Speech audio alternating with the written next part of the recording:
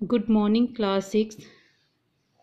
बेटा आज हम पेज नंबर 108 से अपने आगे का पाठ शुरू करेंगे। शरीर से जब तक बिल्कुल लाचारी ना हो तब तक गांधी को यह बात बिल्कुल पसंद नहीं थी कि महात्मा या बूढ़े होने के कारण उनको अपने हिस्से का दैनिक शारीरिक श्रम ना करना पड़े। हर प्रकार का काम करने की उनमें अद्भुत क्षमता और शक्ति थी।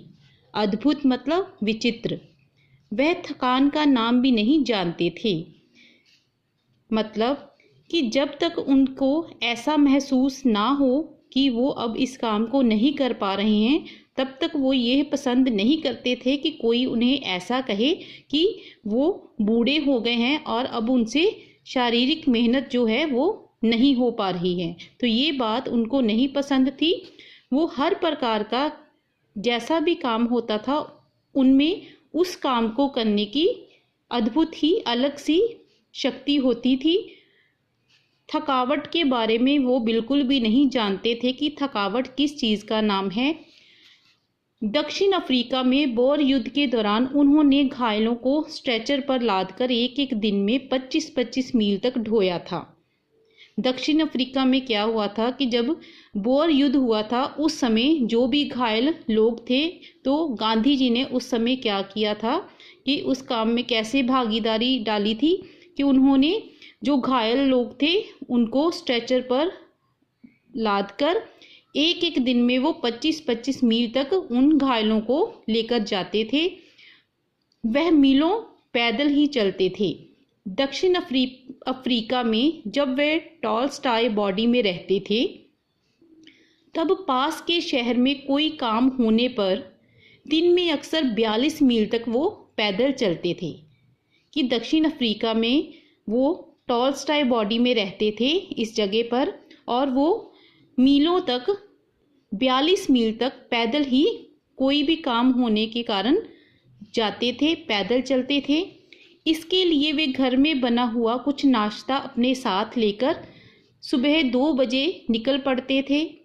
शहर में खरीदारी करते और शाम होते होते वापस अपने फॉर्म पर लौट आते थे। उनके अन्य साथी भी उनके इस उदाहरण का खुशी खुशी अनुकरण करते थे। अनुकरण करना मतलब नकल करना। आगे एक बार किसी तालाब की भराई का काम चल रहा था जिसमें गांधी के साथी लगे हुए थे। क्या हुआ था कि एक बार किसी जगह पर तालाब को भरने का काम चल रहा था और उस कार्य में जो गांधी जी के साथी थे वो भी लगे हुए थे। एक सुबह काम खत्म करके वे लोग फावड़े, कुदाल और टोकरियां लिए जब वापस लौटे तो देखते हैं कि गांधी ने उनके लिए तश्तरियों में नाश्ते के लिए फल आदि तैयार करके रखे हैं।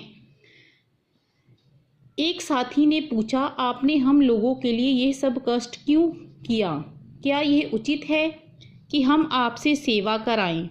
गांधी ने मुस्कुराकर उत्तर दिया, क्यों नहीं, मैं जानता था कि तुम लोग थके मांदे लौटोगे। तुम्हारा नाश्ता तैयार करने के लिए मेरे पास खाली समय था। तो एक बार क्या हुआ कि वो गांधी जी जहाँ पर तालाब की भराई का काम चल रहा था वहाँ पर गांधी जी के साथी भी लगे हुए थे और सुबह जब काम खत्म कर लिया उन्होंने और फिर वो वापस लौटे उनके साथी, तो उन्होंने वहाँ पर क्या देखा कि गांधी जी ने उनके लिए नाश्ता तैयार करके रखा है। तो उनमें से एक साथी ने उनसे पूछा कि गांधी जी आपने ये कष्ट क्यों किया?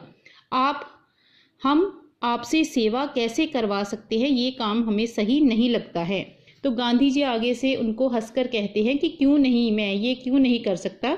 मैं जानता था कि तुम लोग वहाँ से थक कर वापस आओगे इसलिए मैंने तुम्हारे लिए नाश्ता तैयार करके रखा है। दक्षिण अफ्रीका में रहने वाले भारतीयों के जाने माने नेता के रूप में गांधी जी भारतीय प्रवासियों की मांगों को ब्रिटिश सरकार के सामने रखने के लिए एक बार लंदन गए। वहां उन्हें भारतीय छात्रों ने एक शाकाहारी भोज में निमंत्रित किया। छात्रों ने इस अवसर के लिए स्वयं ही शाकाहारी भोजन तैयार करने का निश्चय किया था। क्या बता रहे हैं इसमें कि दक्षिण अफ्रीका की एक बार की बात बता रहे हैं कि दक्षिण अफ्रीका में जो भारतीय रहते थे वहाँ पे गांधी जी भारतीय प्रवासी जो थे उनकी मांगों को ब्रिटिश सरकार के सामने रखने के लिए एक बार वो लंदन गए कि वहाँ के लोगों की जो प्रवासी थे उनकी जो भी मांगे थी उसको वो ब्रिटिश सरकार के सामने रखने के लिए एक बार लंदन जब गए तो वहाँ उन्हें जो भारतीय छात्र थे, भारतीय शिष्य थे, उन्होंने उन्हें एक बार भोजन पर निमंत्रित किया। छात्रों ने इस मौके के लिए खुद ही शाकाहारी भोजन जो है वो तैयार करने का निश्चय किया। तीसरे पहर 2 बजे एक दुबला पतला और शरहरा आदमी आकर उनमें शामिल हो जाता है और तश्तरियाँ मतलब सब्जियाँ बर्तन धोने या सब्जी साफ करने और अन्य छोटे मोटे छुटपुट मतलब छोटे मोटे काम करने में उनकी सहायता करने लगा। बाद में क्या हुआ कि छात्रों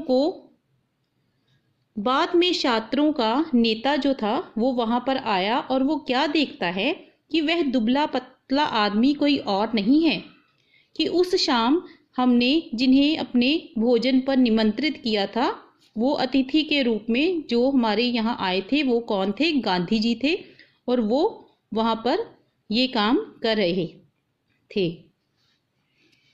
आगे, गांधी दूसरों से काम लेने में भी बहुत सख्त थे, लेकिन अपने लिए दूसरों से काम कराना उन्हें नापसंद था कि गांधी जी में एक ये भी हुनर था कि वो दूसरों से सख्त काम लेते थे, लेकिन अपने काम को वो दूसरों से करवाना ये बात उन्हें पसंद नहीं थी। एक बार क्या होता है कि राजनीतिक सम्मेलन से गांधी जी जब अपने डेरे पर वापस लौटे तो काफ़ी रात हो गई थी। सोने से पहले वे अपने कमरे का फर्श बुहार रहे थे। बुहार मतलब साफ कर रहे थे कि वो सोने से पहले उनके कमरे का जो फर्श था, ज़मीन थी, उसको साफ कर रहे थे। उस समय रात के तकरीबन 10 बजे थे। एक कार्यकर्ता मतलब जो काम करने वाला है वहाँ पे उसे कहते। तो एक काम करने वाले ने दौड़कर गांधी जी के हाथ से बुहारी ले ली। बुहारी मतलब झाड़ू।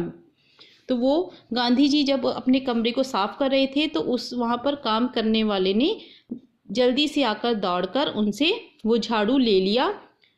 जब गांधी गांवों का दौरा कर रहे थे उस समय रात को यदि लिखते समय लालटेन का तेल कभी खत्म हो जाता था तो वे चंद्रमा की रोशनी में ही पत्र पूरा कर लेना ज़्यादा पसंद करते थे। कि कभी पहले उस समय की बात करें कि जब कभी अगर कहीं रोशनी वगैरह यहाँ नहीं होती थी तो क्या होता था कि लालटेन को जलाकर रोशनी की जाती थी और अगर उसका तेल जैसे ख़त्म हो गया तो उन्होंने क्या किया कि वो चंद्रमा की रोशनी में जाकर अपने पत्र को उन्होंने पूरा किया।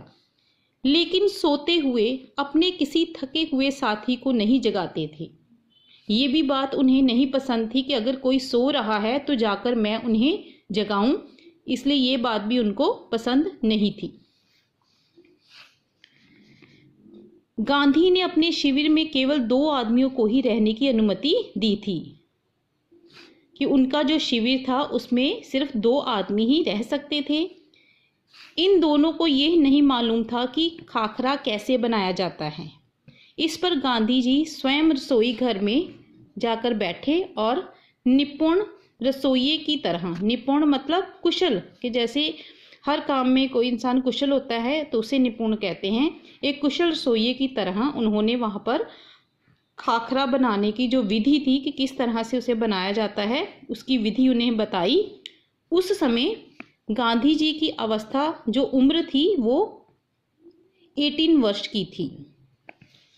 आगे क्या है कि गांधी जी को बच्चों से भी बहुत प्रेम था। अपने बच्चों के जन्म के 2 महीने बाद, कि जब गांधी जी के बच्चों का जन्म हुआ तो उसके 2 महीने बाद उन्होंने कभी किसी दाई को बच्चे की देखभाल के लिए नहीं रखा। वे मानते थे कि बच्चे के विकास के लिए माँ बाप का प्यार और उनकी देखभाल अनिवार्य है। अनिवार्य मतलब ज़रूरी है। तो स्टूडेंट्स, आज हमने पेज नंबर 109 तक यहाँ तक पाठ को कंप्लीट किया है। आगे का पाठ हम अगली वीडियो में पढ़ेंगे। तो आप पेज नंबर 108 और 109 को अच्छी तरह से पढ़ना। Thank you.